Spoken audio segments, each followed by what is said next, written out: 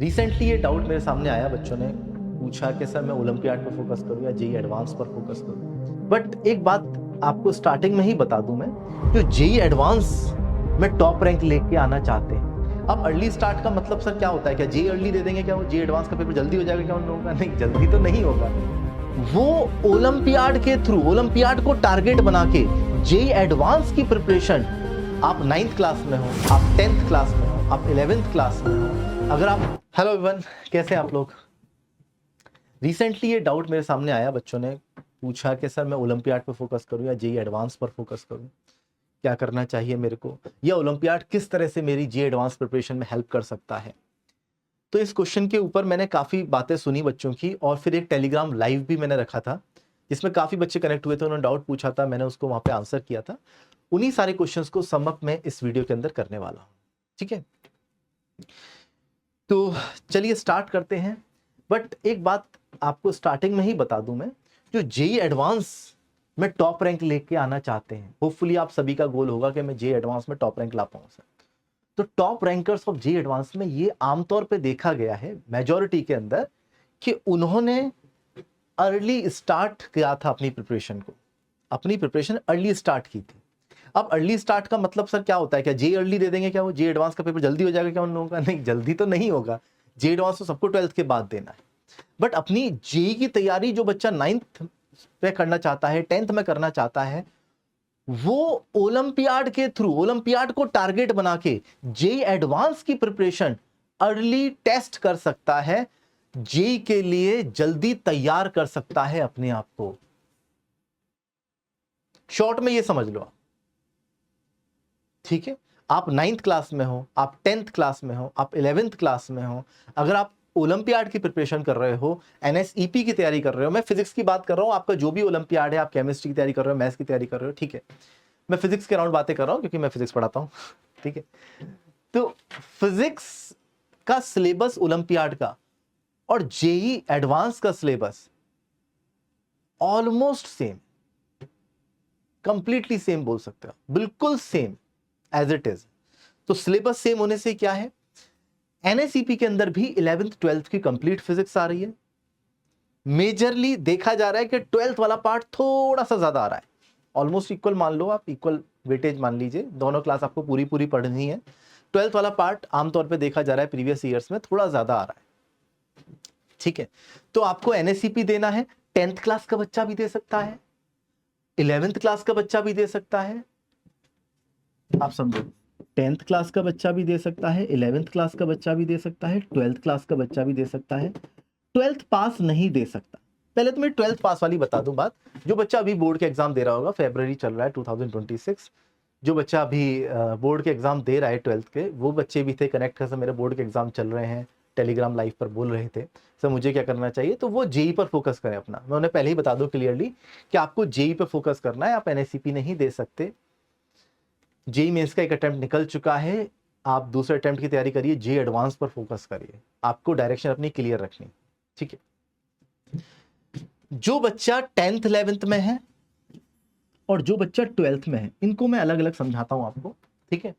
Telegram live पे बच्चा 8th 9th का भी कनेक्टेड था, ठीक है? तो उसको क्या करना चाहिए वो भी मैं आपको इस वीडियो में बता दूंगा, उसके भी डाउट्स थे, ठीक है? जो बच्चे 10th में है वो एनएससीपी दे सकता है, उसे भी 11th 12th का सिलेबस पूरा करना है। जो बच्चा 11th क्लास में है वो भी एनएससीपी दे सकता है, वो भी सिलेबस एनएससीपी 11th 12th दोनों का ही पूछेगी, उससे सेम पेपर आता है सबके लिए। तो आपको अपनी फिजिक्स पूरी पढ़नी है 11th और 12th की, जब एनएससीपी के लिए बात करूं मैं तो, ठीक है? जेई एडवांस जब होना है आपका, उससे पहले आप 10th में, 11th में और 12th के भी नवंबर में, मान लो 12th जब पास करोगे, आपका जेई मेंस होना है मान लो जनवरी में पहला अटेम्प्ट, ठीक है? और मई में जाके मान लो आपका एडवांस होना है, तो आप यहां पर नवंबर में ही एक अटेम्प्ट दे सकते हो, जेई मेंस को अपने कैटर कर सकते हो। यहीं पर जेई मेंस से पहले भी एक एग्जाम हो गया जो कि है एनएससीपी। यहां से आपको पूरा सिलेबस एक बार रिवाइज हो जाएगा, वो एग्जाम प्रेशर भी आप देख लोगे, अपने आप को कहां पर रख पा रहे हो फिजिक्स के अंदर, आप वो भी यहां पर नवंबर में ही चेक कर सकते हैं 12th वाला बच्चा। और 10th 11th वाला बच्चा, यहां पर मैं देख रहा हूं जैसे कि लास्ट ईयर भी बच्चे थे 10th क्लास के बच्चे थे जिन्होंने एनएसईपी क्लियर किया। दैट मीन्स उन्होंने 10th क्लास के अंदर अपनी 11th और 12th की फिजिक्स पूरी कर रखी है। 10th क्लास का बच्चा अगर 11th और 12th की फिजिक्स कंप्लीट कर लेता है तो जब वो 11th में पहुंचेगा तो उसका एक रिवीजन हो जाएगा, एटलीस्ट एक रिवीजन, जहां पर वो दोबारा से क्विक पढ़ सकता है, डिफरेंट बुक्स लगा सकता है 11th क्लास में, 10th में जो लगाई थी मॉड्यूल लगाई होगी उसने, फिर वो 11th क्लास में अलग अलग बुक्स लगा सकता है जो जो टीचर रिकमेंड कर रहे हैं साथ साथ उनके, तो एक रिवीजन वहां पे कर सकता है, एक रिवीजन 12th में कर सकता है, फिर मेंस आएगा उसका, फिर उसको जेई एडवांस देना है। तो जो जेई एडवांस के टॉपर्स हैं उनका कितनी बार रिवीजन हो चुका होता है ये देखो आप एक बार। तो मेरे ख्याल से ये बात क्लियर होगी आपको कि एनएसीपी मतलब कंप्लीट फिजिक्स, एनएसीपी मतलब कंप्लीट फिजिक्स, कंप्लीट फिजिक्स करनी है आपको, कंप्लीट फिजिक्स करनी है। मानता है कि नहीं मानता है? अब यहां पर 10th क्लास में सर एक बच्चा 10th क्लास तो पढ़ नहीं पा रहा, आप कह रहे हो कि वो कंप्लीट फिजिक्स कर ले 11th और 12th क्लास की, ये कैसे पॉसिबल है? पॉसिबल तो है बच्चे, क्योंकि देखो कुछ बच्चे अभी भी कर रहे हैं, जैसे आप मिले भी हो उन बच्चों से अलग अलग सेशंस में, आपने देखा होगा कई बार क्लास में बच्चे लेके आए हम लोग, देखो ये बच्चा है 10th क्लास में है और उसने ये चीज क्लियर कर दी है। यहां पर 10th क्लास का बच्चा कैसे कर पा रहा है इसको अगर मैं बताऊं तो देखो, एक बच्चा है जो कि 8th 9th में एनएसईजेएस देता है, 8th 9th में एनएसईजेएस देता है, जूनियर साइंस ओलंपियाड, ठीक है। अब जूनियर साइंस ओलंपियाड में वो फिजिक्स भी पढ़ रहा है, केमिस्ट्री भी पढ़ रहा है, बायोलॉजी भी पढ़ रहा है, या आईओक्यूएम भी दे रहा है, वो यहां पर उसकी मैथ्स के भी टॉपिक हो रहे हैं कवर, ठीक है। तो ये इसमें इन्वॉल्व है वो, तो अपने स्कूल के साथ साथ इन बेसिक ओलंपियाड्स को दे रहा है। इनफैक्ट वो 7th क्लास से तैयारी करना शुरू करता है, 7th क्लास से वो तैयारी करना शुरू कर देता है 7th का बच्चा एनएसईजेएस की, ठीक है। तो जिसको एक्सपोजर होता है या जिसको पता होता है या जो जागरूक बच्चा होता है देश के किसी भी कोने में हो, उससे स्कूल से पता पड़े, अपने कलीग से पता पड़े, अपने सीनियर से, अपने पेरेंट्स से, अगर उसको सही टाइम पे पता पड़ जाए कि मेरे को 7th क्लास में या 8th क्लास में एनएसईजेएस की तैयारी करनी है, तो कुछ टॉपिक्स हैं जो एनएसईजेएस की प्रिपरेशन करते वक्त उसके बहुत अच्छे हो जाते हैं 8th 9th क्लास में। वो टॉपिक्स क्या है? मैं फिजिक्स के लिए बात करूंगा क्योंकि मैं फिजिक्स पढ़ाता हूं, तो मैकेनिक्स में आप समझो काइनेमेटिक्स हो गया, एनएलएम हो गया, circular motion, work power energy, centre of mass, collision, यहां तक के जो टॉपिक्स हैं, अगर आप बहुत ज्यादा इन्वॉल्व मैथमेटिक्स वाले क्वेश्चन हटा दो, कैलकुलस वाला पार्ट हटा दो, तो उसकी फिजिक्स की जो प्योर अंडरस्टैंडिंग है वो डेवलप हो चुकी होती है यहां तक 8th 9th तक, ठीक है।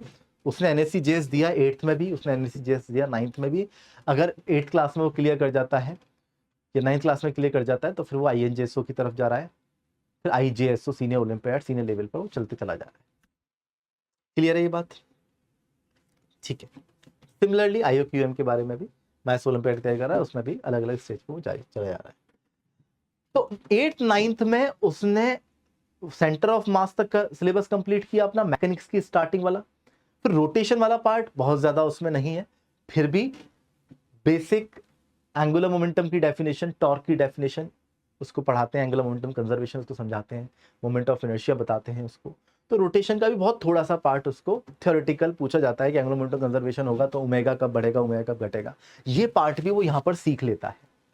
फिर फ्लूइड मैकेनिक्स, फ्लूइड मैकेनिक्स में फ्लूइड स्टैटिक्स वाला पार्ट जो है वो ऑलमोस्ट कंप्लीट करता है इसी क्लास में, मतलब 11th में फ्लूइड डायनेमिक्स भी एक नेक्स्ट स्टेज तक होती है, ठीक है, बट यहां पर वो 8th 9th में फ्लूइड स्टैटिक्स तो कंप्लीट पढ़ लेता है, फ्लूइड डायनेमिक्स भी पढ़ रहा होता है बेसिक लेवल पर, फाउंडेशन लेवल पर उसके कॉन्सेप्ट्स क्लियर होते हैं, उसने बहुत मैथमेटिकल ऑपरेशनल वाले क्वेश्चंस नहीं किए होते, ठीक है। उसके बाद 12th की फिजिक्स का बात करें तो 12th के फिजिक्स के मेजरली 3 चैप्टर्स उसके कवर हो जाते हैं एनएसईजेएस के अंदर ही फिजिक्स में, वो है current electricity, ray optics and magnetism. Magnetism का थोड़ा थियोरेटिकल वाला पार्ट ही है कि किधर फोर्स लगेगी, डायरेक्शन किधर होगी, या किधर मैग्नेटिक फील्ड आएगी करंट कैरिंग वायर से, लूप से, आर्क से। तो उसकी डायरेक्शन वाले, ओरिएंटेशन वाले क्वेश्चंस ज्यादा रहते हैं एनएससी जेएस में। ठीक है, एक और 11th का चैप्टर है साउंड वेव। साउंड वेव की भी यहां पर फंडामेंटल्स उसके बहुत स्ट्रांग हो जाते हैं। मेजरली जिन जिन चैप्टर की बात कर रहा हूं मैं, इसमें हाई मैथमेटिक्स इंक्लूड करने वाले क्वेश्चंस को अवॉइड कर दिया जाए तो 11th का पूरा सिलेबस इन चैप्टर्स का जो मैंने नाम लिए हैं वो 8th 9th में ही कवर कर लेता है। और जिसने ढंग से तैयारी करी है एनएससी जेएस की 8th 9th क्लास में, वही बच्चा ज्यादातर देखा जाता है कि 10th क्लास में अपना 11th 12th का सिलेबस कंप्लीट करने में सक्षम रहता है। मैं ये नहीं कह रहा कि 10th क्लास में बच्चा आया और 10th क्लास में बच्चा आने के बाद अप्रैल से लेके नवंबर तक उसने 11th 12th दोनों अपनी कंप्लीट कर दी, शुरू से पढ़ी शुरू से खत्म कर दी, ऐसा नहीं है। उसने और पहले से अपनी तैयारी कर रखी है। 10th वाला बच्चे ने 10th से पहले ही एनएससी जेएस की तैयारी जिसने करी है उसने 11th का मेजर पार्ट और 12th के कुछ चैप्टर्स पढ़ रखे हैं। फिर जो चैप्टर्स उसने एनएससी जेएस में पढ़ लिए थे उन चैप्टर्स को उसको प्रैक्टिस से और अच्छा करना है और बाकी नए चैप्टर उसको बेसिक से पढ़ने हैं। मानता है कि नहीं मानता है? ये बात क्लियर है क्या? ठीक है, तो 10th क्लास के बच्चा वही कंप्लीट कर सकता है जिसने एनएससी जेएस की तैयारी करी है। अब यहां पर टेलीग्राम लाइव में भी कुछ बच्चे ऐसे थे जिन्होंने एनएससी जेएस की तैयारी नहीं की और 10th से पहले उन्होंने सिर्फ स्कूल एनसीईआरटी या स्कूल के क्लास के होमवर्क ही कर रहे हैं, बस मेजरली किसी भी ओलंपियाड की तैयारी उन्होंने नहीं की है। ऐसे बच्चों को एक साल में 11th 12th करने में बहुत प्रॉब्लम आ सकती है। फिर वो क्या करें? तो उनको मैं ये रिकमेंड करूंगा कि वो एक साथ 11th 12th पूरे पर फोकस नहीं कर पाएंगे। वो सिर्फ अपनी ड्यूरिंग 10th क्लास वो 11th कंप्लीट करने की कोशिश करें फिजिक्स में। ठीक है, देन जब वो 11th क्लास में पहुंचे तो वहां पे 10th में पढ़ी हुई 11th को रिवाइज करें और 11th क्लास में 12th को बेसिक से कवर करें। तो वो जब 11th क्लास में होंगे तब नवंबर तक उनका 12th भी हो जाएगा और 11th उन्होंने पहले से कर रखा है, उसका एक रिवीजन भी हो चुका है। वो एनएसईपी इजीली कर सकता है, निकाल सकता है 11th क्लास में। जिस बच्चे ने अर्ली स्टार्ट 8th 9th में नहीं किया, मैं उसको कैटर कर रहा हूं। ठीक है, अच्छा एक बच्चा हमारे पास ऐसा भी है जिन्होंने एनएससी जेएस नहीं दिया था बट 10th क्लास में एनएसईपी भी फोड़ दिया। ऐसा है बच्चा, बट ऐसा बच्चा रेयर होते हैं। ठीक है, उसने एनएससी जेएस नहीं दिया बट ठीक है 9th क्लास में उसने 11th पढ़ना शुरू कर दिया था, एनएससी जेएस नहीं दिया। एनएससी जेएस देने का मतलब है एनएससी जेएस के लिए पढ़ाई करिए प्रॉपर। वही बच्चा 10th क्लास में एनएससीपी दे सकता है या निकाल सकता है, फोड़ सकता है। दे तो हर कोई बच्चा सकता है जो 10th क्लास में है एनएससीपी, बट उसका 11th 12th का सिलेबस कंप्लीट हुआ है क्या? तो सिलेबस कंप्लीट वही बच्चा कर सकता है जिसने 8th 9th में एटलीस्ट एनएससी जेएस का सिलेबस डिटेल में पढ़ा हो, तो उसको 12th वाले पार्ट पे ज्यादा फोकस करना था। और जिसने ये काम नहीं किया है वो 10th क्लास में रहते रहते अपनी 11th अच्छी करे और जब वो 11th क्लास में पहुंचे तो 12th का पार्ट पढ़ ले और 11th का रिवाइज करे और 11th क्लास में वो एनएससीपी निकाल देगा। ठीक है, ठीक है, ठीक है, ये बात क्लियर है? ठीक है, जो बच्चा सर 11th क्लास में है वो अगेन, जो बच्चा 11th क्लास में है वो किस रास्ते से 11th पहुंचा है समझेंगे ध्यान से। उसने सिर्फ 10th पढ़ी है, 10th के टॉपिक्स पढ़े हैं, 9th के टॉपिक्स पढ़े हैं एनसीईआरटी वाले, उसको बहुत ज्यादा उसमें कंपटीशन या ओलंपियाड की तैयारी नहीं करी है कभी भी। तो अगेन मैं उसको रिकमेंड करूंगा कि वो अपना 11th ही कवर करे, वो अपनी 11th पर ही ध्यान दे, क्योंकि ऐसा बच्चा जिसने बहुत ज्यादा अर्ली स्टार्ट नहीं किया है, उसको एक्सपोजर नहीं है, तो एक साल में दोनों क्लास का फिजिक्स कंप्लीट वो नहीं कर सकता। तो वो एक क्लास की फिजिक्स पर फोकस करे, 11th की फिजिक्स निपटाए पहले और अगली साल फिर 12th की फिजिक्स करे, 11th को रिवाइज करे और तब एनएससीपी निकाल दे। मतलब ये जब 12th में पहुंचेगा तब ये एनएससीपी निकाल पाएगा।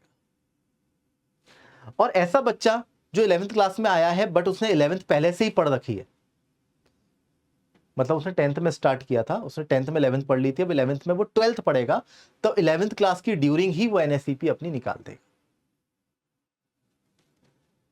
ये बात क्लियर है क्या? आप ये मत सोचना कि सर हम 10th क्लास में है तो 11th 12th क्यों पढ़े, हम 11th क्लास में। देखो टॉप रैंक लानी है, ये आपका गोल है, और वो गोल बाकी बच्चे कैसे कर रहे हैं दुनिया में, मैं इसको एक्सप्लेन कर रहा हूं। आपको बिल्कुल ज्यादा पढ़ने का मन नहीं है, बिल्कुल पढ़ने का मन नहीं है, तो वो आपकी मर्जी है बेटा, ठीक है।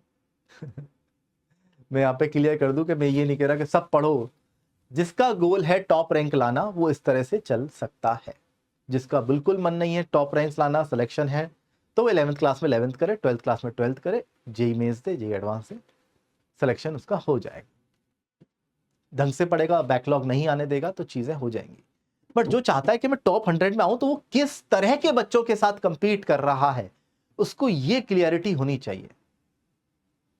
जो टॉप रैंक के साथ कंपीट करना चाहता है कि मैं टॉप 50 में आऊं, टॉप 100 में आऊं, टॉप 10 में आऊं, वो उन बच्चों के साथ कंपीट कर रहा है जो 8th 9th में एनएससीजेएस आईएनजेएसओ फोड़े, फिर एनएससीपी में कहीं ना कहीं गोल्ड मेडल लाने तक पहुंचे। गोल्ड मेडल लाएंगे बच्चे, इंडिया टीम को रिप्रेजेंट करेंगे, तो वो 10th क्लास वाले बच्चे भी होंगे, 12th वाले भी बच्चे होंगे। उनके साथ अगर आप जी एडवांस देना चाहते हो तो आपको भी अर्ली स्टार्ट करना पड़ेगा। बच्चे उनका रिवीजन कई बार हो चुका है, जी एडवांस देने से पहले कई बार उनका रिवीजन हो चुका है, ठीक है। तो 8th 9th वाले बच्चे को क्या करना है, जो 9th से 10th में आ रहा है बच्चा, दैट मींस वो 10th वाला बच्चा, उसको क्या करना है मैंने क्लियर कर दिया। जो बच्चा 8th से 9th में आया है या 7th से 8th में आया है, उसको तो यही काम करना है, एनएससी जेएस आईओक्यूएम। अच्छा, एक और कुछ बच्चे कह रहे हैं सर एनएससी जेएस में सर हमारे जे एडवांस फोकस है, मैं तो बायोलॉजी भी बहुत पढ़नी पड़ेगी। अरे यार पढ़ो तो सही, पढ़ो तो सही, हो सकता है इंटरेस्ट आए आपको। आपको ऐसा नहीं सोचना है कि मैं ये नहीं पढ़ सकता, मेरे को सिर्फ फिजिक्स पसंद है, मैं बायोलॉजी नहीं पढ़ सकता, मैं केमिस्ट्री में मेरा मन नहीं लगता, या मेरा इस सब्जेक्ट में मन नहीं करता। आपको ऐसे नहीं सोचना है, आपको हमेशा ये सोचना है कि मैं जिस एग्जाम के लिए फोकस्ड हूं, उस एग्जाम में क्या ये सब्जेक्ट आ रहा है, क्या दुनिया में लोग पढ़ रहे हैं इसे, तो मैं भी पढ़ूंगा, मैं भी पढ़ सकता हूं। आपको इस डायरेक्शन से सोच के उस एग्जाम को इंपॉर्टेंट मानते हुए पढ़ना है। आपको कोई वीकनेस अपने दिमाग में एक पर्टिकुलर सब्जेक्ट के लिए बार बार नहीं बोलनी है, वो आपको और रिपल्शन देगी अंदर से उस सब्जेक्ट के लिए, आप और वीक होते चले जाओगे। जो सब्जेक्ट आपका वीक है उसको आपको ज्यादा समय देना है। बच्चा क्या करता है, कई बार जो सब्जेक्ट वीक है उसको और कम समय देता है, तो और ज्यादा वीक होते चले जाता है। ऐसा नहीं करना है, आपको सब सब्जेक्ट को बराबर लेके आना है। तो जो वीक है उसको उठाओ, एक्स्ट्रा एफर्ट डालो। क्लियर है क्या ये बात? तो 8th 9th वाला बच्चा हो गया, 7th वाले बच्चे को मैंने कैटर कर दिया। 7th वाला बच्चा है, 8th वाला बच्चा है, जो 8th से 9th तक पहुंचा है, एनएससी जेएस आईओक्यूएम पे ध्यान दे, यहां से उसके बेसिक्स स्ट्रांग होंगे।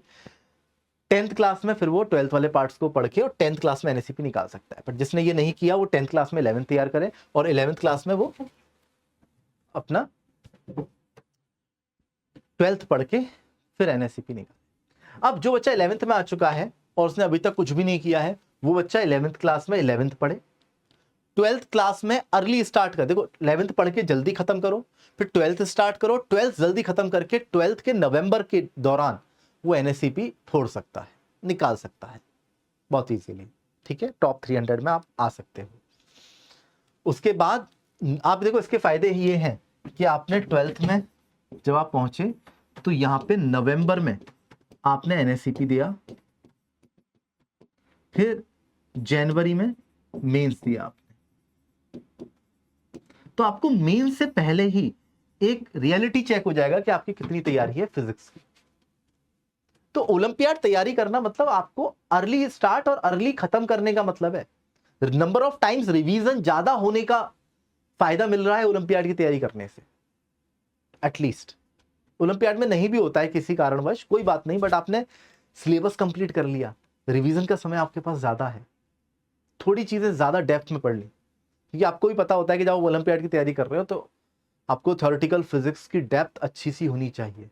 तो आप उसको जब पढ़ रहे होते हो तो आप ऑब्वियसली मेंस लेवल पर तो बहुत ही ज्यादा कॉन्फिडेंट होते हो, और एडवांस लेवल पर भी आपके कॉन्फिडेंस नेक्स्ट लेवल होता है, रिवीजन कई बार हो चुका होता है, ठीक है। ओके, इसके अलावा मुझे नहीं लगता और कोई डाउट आप लोगों के होने चाहिए इसमें। कौन सी क्लास में क्या बच्चा है, वो किस स्टेज पर है, ये यहां से क्लियर हो गया। तो मैं ही रिकमेंड करूंगा कि मैंने कोई भी बुराई नहीं सोच पाया या आपसे कोई भी नेगेटिव पॉइंट नहीं मिला ओलंपियाड की तैयारी करने के। ओलंपियाड की तैयारी करने के सिर्फ बेनिफिट्स ही दिखे, सिर्फ फायदे ही दिखे मेरे को। ठीक है, तो अर्ली स्टार्ट करें। आपको जहां भी इसमें और कोई डाउट है आपका, तो वो जरूर इस वीडियो की कमेंट में छोड़ें। ठीक है, so that's all for this topic. अब कोई कंफ्यूजन आपको नहीं होना चाहिए।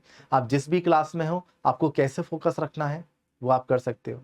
अच्छा, यहां पर एक मैं 11th क्लास के बच्चे के लिए ये और बता देता हूँ कि मैंने तो अभी फिजिक्स ओरिएंटेड बातें करी हैं।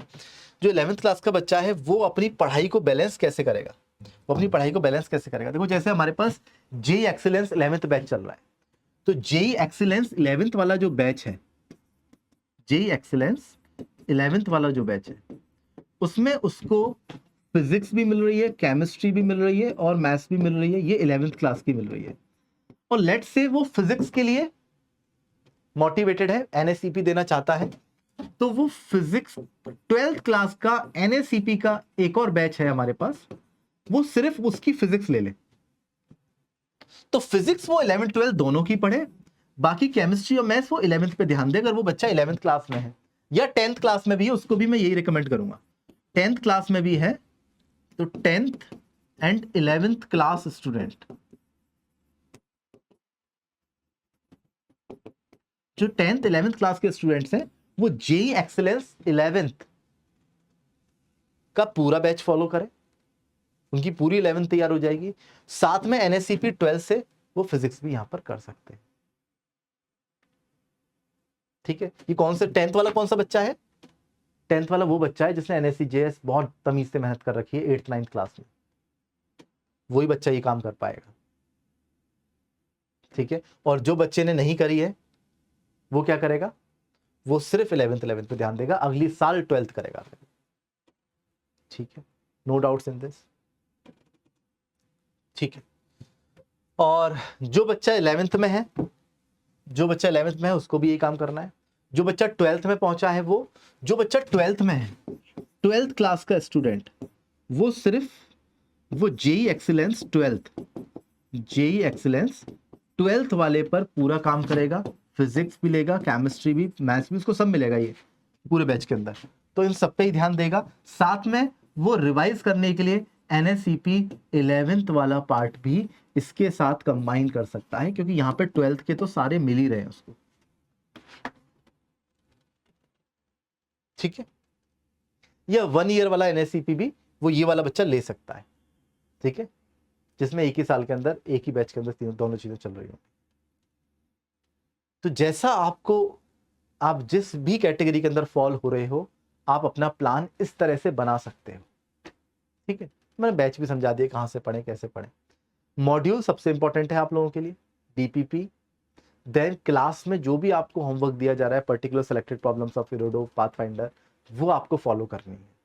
ठीक है, so that's all about this. Thank you बच्चों।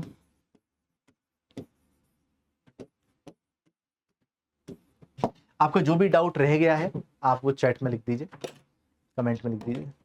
मिलते हैं नेक्स्ट सेशन में, तब तक के लिए goodbye. Thank you everyone, bye bye.